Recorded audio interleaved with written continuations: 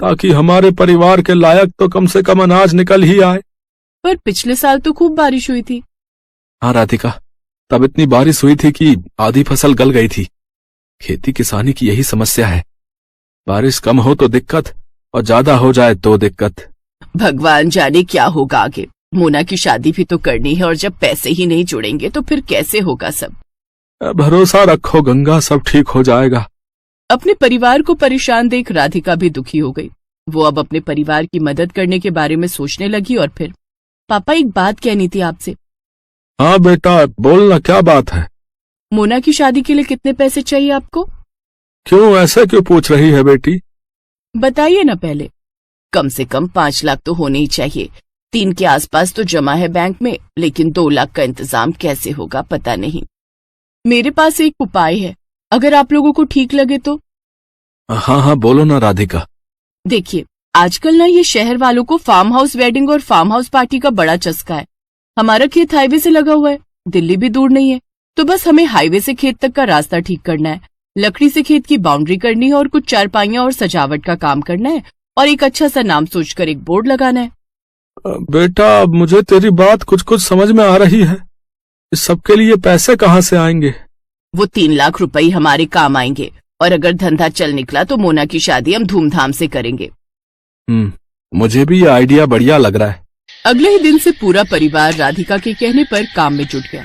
Highway से लेकर खेत तक बढ़िया टाइलें लगा दी गई, लकड़ियों से खेत की 4 दीवारी कर दी गई और फिर खेत अच्छे से साफ कर उसमें घास उगाकर जगह जगह सुंदर चारपाइयां लगा दी गई।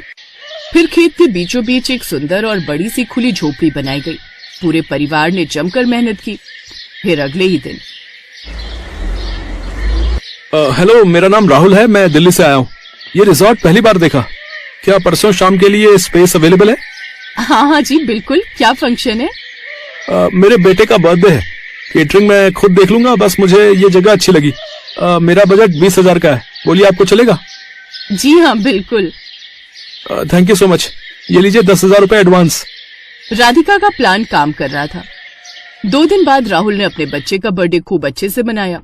राधिका और उसके परिवार ने पूरे खेत को गुब्बारों और रोशनी से सजाया था। ऐसे ही धीरे धीरे लोगों को गंगा के रिजॉर्ट के बारे में पता चलता गया और लोग आते गए। अब तो राधिका और उसके परिवार को काम से फुर्सत नहीं थी।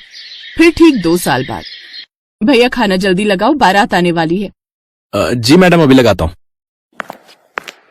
ओहो, मोना तैयार हुई कि नहीं? मोना आ जाओ भाई। देख रही है राधिका अपनी ननद को? हाँ माँ, परी से कम नहीं लग रही है। सब आपकी वजह से है भाभी, मेरी नहीं हमारी वजह से। और सुनो, अपने पहले बच्चे के पहले बर्थडे के लिए अभी से बुकिंग कर लो इस रिजॉर्ट की, क्या पता तब ये स्पेस खाली हो या ना हो।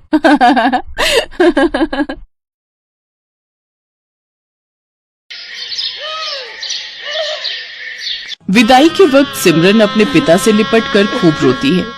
बाबा मुझे आपकी बहुत याद आएगी, अब मैं कैसे रहूंगी आपके बिना। बेटी, जब भी तेरा मन करे तो आ जाना, ये घर हमेशा तेरा ही रहेगा। जा बेटी, अब अपनी माँ से भी मिल ले। माँ, मुझे आपने जो भी प्यार दिया उसके लिए शुक्रिया। अब ज्यादा ड्रामे मत दिखाओ और अब जा यहाँ से। ये कहकर रमोला उसे धक्का देते है कि तभी उसका पति नैतिक उसे संभाल लेता है। क्या हुआ, तुम गिर कैसे गई? वो लहंगा पैर में अटक गया था, बस इसी वजह से।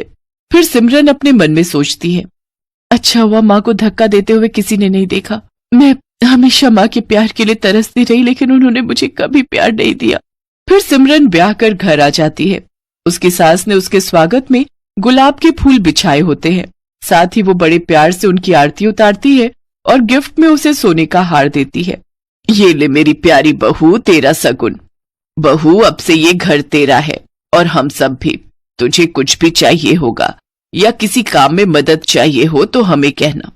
अच्छा, अब तुम दोनों थक गए होंगे, थोड़ी देर आराम कर लो, बाकी की रस्में फिर करेंगे। शुक्रिया माँ जी। सिमरन नैतिक के साथ कमरे में चली जाती है और आराम करती है। फिर दिन के 1 बजे उसकी नींद खुलती है।